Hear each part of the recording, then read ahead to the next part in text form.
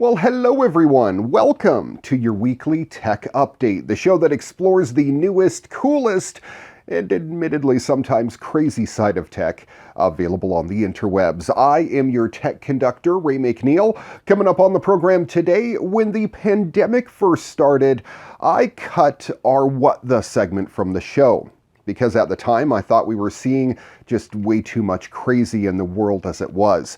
I've later come to realize that it was actually an escape from some of the crazy we were really experiencing in the world. And we've received such a huge response to bring it back. So for our 150th episode, it's the return of this week's What The. We're going to be talking about three different stories. The first one, 3 people who are accused of creating a man cave underneath Grand Central Terminal. Find out what happens when this man cuts the top off a tree, and we'll show off these robotic eye cubes that are straight up nightmare fuel. And of course, we'll wrap up the program with this week's Moment of Joy. We're still going to end it on a high note. All that and a whole lot more coming up on today's edition of your weekly tech update. Next.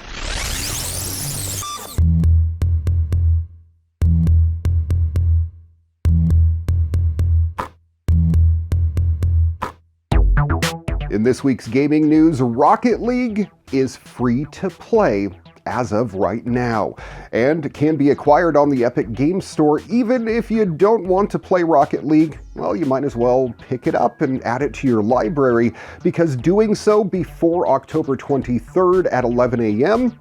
is going to get you a $10 Epic Store coupon to spend on another game. As Psyonix announced back in July, the catch with the free-to-play update is that Rocket League is no longer available on Steam for new PC players, who must now pick it up on the Epic Games Store. Existing Steam players can keep using the Steam version, and it'll continue to get updates too.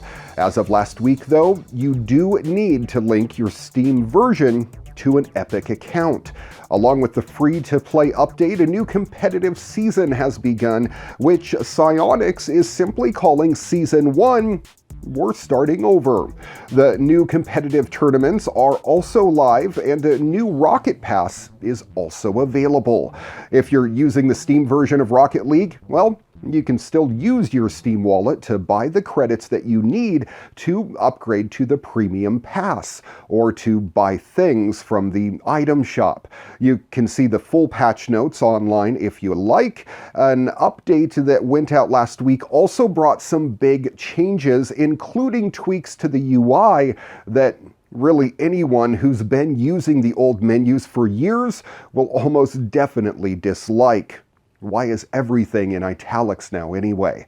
If you already have Rocket League on Steam and have it linked to your Epic account, you can still get the $10 Epic Store coupon by grabbing the Epic Store version. Once you have the coupon, it'll expire if you don't use it before November 1st. It can only be used on purchases of at least $14.99, so you'll have to spend $5 of your own money to get the $10 off, but it's not as if there isn't anything worth $5 on the Epic Games Store. Ring knows that there are only so many places in your home that you want to permanently mount a camera, and sometimes that isn't enough. That's why the company is building the Ring Always Home Cam. It's a small drone that can patrol from room to room and keep watch over your stuff. As well as offering an extra layer of security, you can use the device to check specific worries, like if you left a window open, or possibly the burners on. Naturally, the Always Home Cam integrates with the wider Ring ecosystem and will fly a patrol whenever its sensors are triggered in away mode. You won't be able to manually control the craft, but can watch it go about its business on a live feed via your Ring app. That way, you'll have fair warning should somebody wander into your apartment when you're out at the grocery store. Building the drone was no mean feat, according to founder Jamie Siminoff, adding that it was a challenge to integrate software and hardware teams to pull this thing off. The blades are shrouded, and Ring says that its collision avoidance technology is good enough to zoom around the tight spaces of your home. In addition, the drone only flies on preordained flight paths, reducing the risk of you driving it into a wall. This year, Ring has come under enormous scrutiny over its privacy practices, something that it wanted to address when announcing the Always Home Cam. As part of this, the drone is designed to hum loudly while in flight to warn people that it's filming. And when it docks, the camera is obscured by the base station. Amazon isn't the first company offering home patrol drones, though.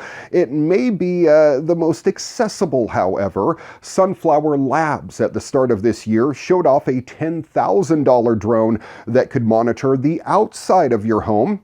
Thankfully, Ring's version is only going to cost you $250 when it goes on sale in 2021. Now, at the same time, Ring also wants to protect your mail with the imaginatively titled Mailbox Sensor, which attaches to your mailbox. The unit, which sits inside the door, will detect motion and alert your phone when you know that mail has been placed inside. Unlike the other products Ring announced, it'll be available to pre-order on October 8th, setting you back the altogether reasonable price of $30.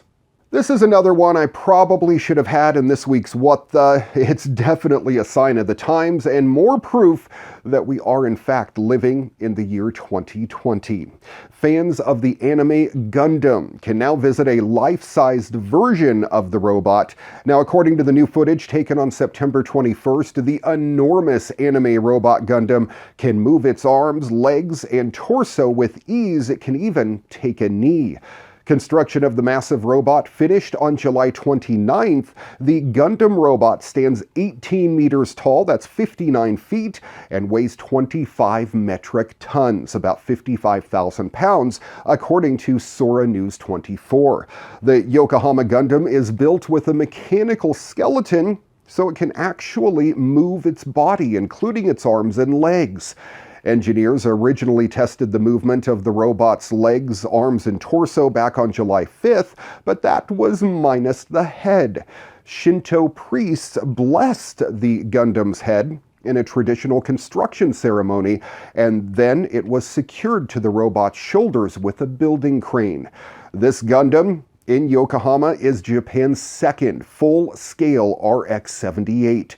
The first one stood at one of Tokyo's districts before being replaced by the RX-0 Unicorn Gundam. Gundam Factory Yokohama was originally planned to open in the summer, but due to the coronavirus, it's been delayed. It's now going to open sometime in October.